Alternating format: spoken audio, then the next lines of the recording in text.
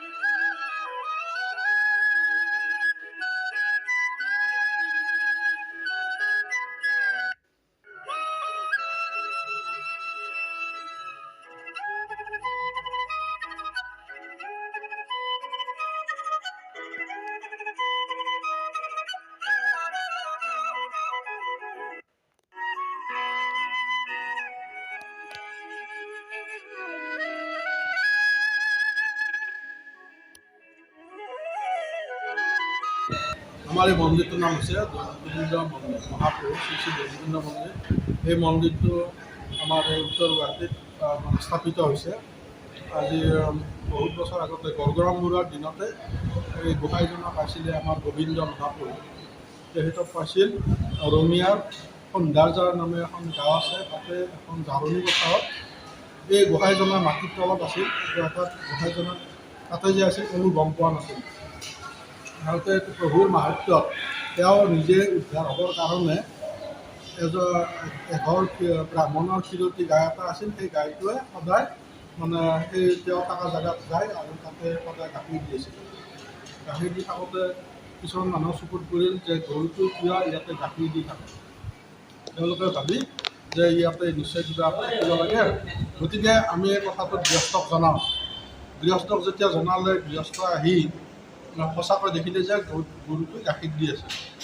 তেতিয়া তেওঁলোকে সকলোৱে লগ লাগি এখন মিটিং পাতি তেওঁলোকে সেই জেগাখিনি খান্দি চাম বুলি বিচাৰিলে। সেই সময়তে আমাৰ গড়গড়মূৰ আছিল ইংৰাজৰ দিনত শাসন কৰাত এজন ডাঙৰ বিষয়া এজন হৈছিল সেই ৰঙিয়াত। তেখেতৰ জন্মস্থান আমাৰ এইখিনি উত্তৰ গুৱাহাটী ৰজাদুৱাৰত। তেওঁ তেতিয়া তাতে থাকাত তেওঁলোকে নিজে গম পালে কথাটো। তেতিয়া তেওঁৰ এজন ডাঙৰ মানুহ আছিল কাৰণে তেওঁ মানুহৰ হাতত লগত লৈ এই জেগাখিনি খান্দিলে আৰু খান্দোতে 4 ফুটমান তলত এই গোহাঁইজনক পালে।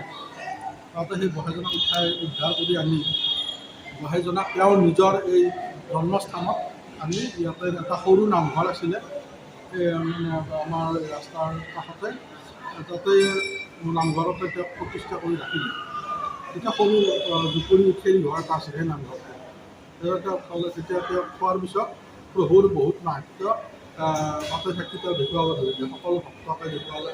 কোনোবা যদি বিপদত পৰে বা কাৰোবাৰ কিবা অসুখ বিসুখ হয়, তেতিয়া মহাপ্ৰভুৱে সপোন দেখুৱাই যে তালৈ গ'লে তাতে এটা হেৰি কৰিবি, কিবা কিবি দিলে আমাকে ভাল হ'ব।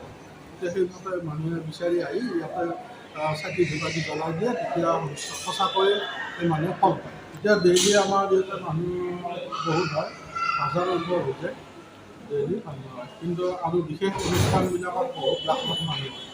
যেনেকৈ ফাকুৱা এটা অনুষ্ঠান 5 দিনীয়া আৰু জন্মাষ্টমী এটা অনুষ্ঠান, সেইবিলাক অনুষ্ঠানত মানুহ বেছি হয়।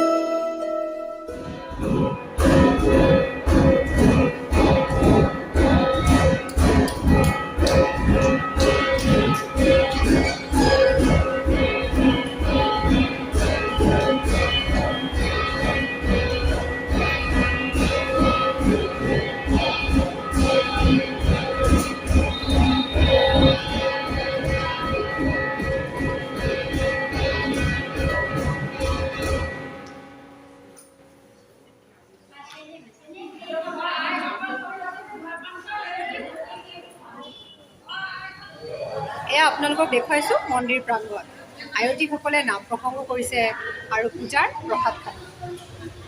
কৃষ্ণগোসাঁইৰ পূজা কৰাৰ পিছতে সন্ধিয়া ঠিক 5 বজাত মন্দিৰৰ দুৱাৰ বন্ধ কৰি দিয়া হয়।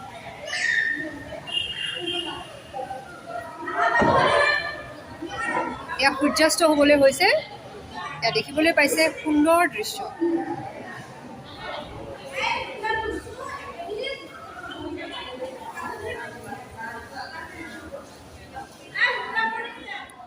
হয়, মই এই দৌলগোবিন্দ মন্দিৰ আহিছিলোঁ আৰু আহি থাকোঁ।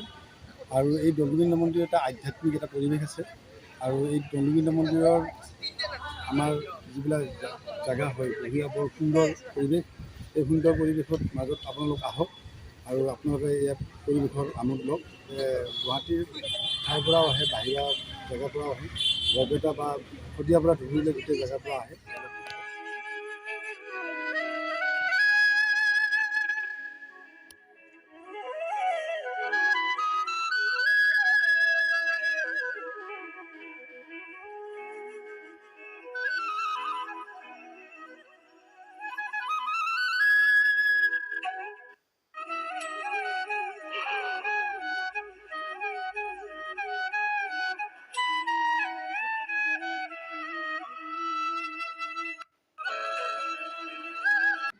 প্ৰিয় দৰ্শক, আজিৰ অনুষ্ঠানত মই আপোনালোকক দৌলগোবিন্দ মন্দিৰ দেখুৱালোঁ।